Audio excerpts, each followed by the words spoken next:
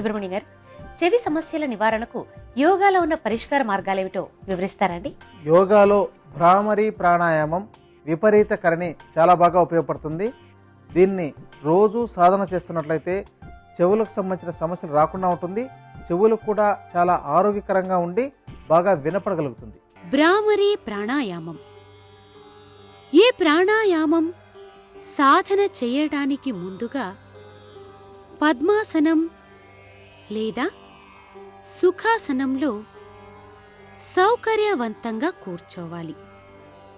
ఇప్పుడు పై దంతాలను క్రింది దంతాలను నొక్కి పట్టి చేతులు రెండింటినీ పైకెత్తుతూ రెండు చేతుల చూపుడు వేళ్లను రెండు చెవులలో మూసి ఉంచి పెదాలను మూసి ముక్కు ద్వారా శ్వాస బయటకి వదులుతూ తుమ్మెద ఝంకారంలా శబ్దం చేయాలి.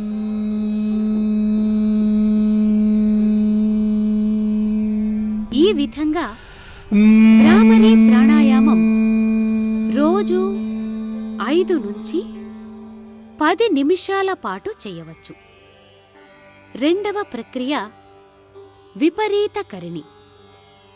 ఈ ఆసనం సాధన చెయ్యడానికి ముందుగా వెల్లకిల్లా పడుకోవాలి.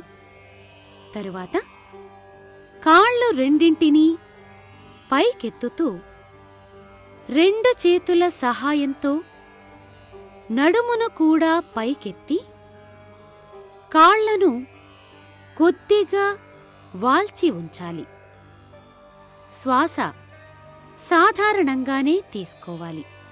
ఇలా ఈ భంగిమలో ఉండగలిగినంత సమయం ఉండి తిరిగి నెమ్మదిగా యథాస్థానానికి రావాలి.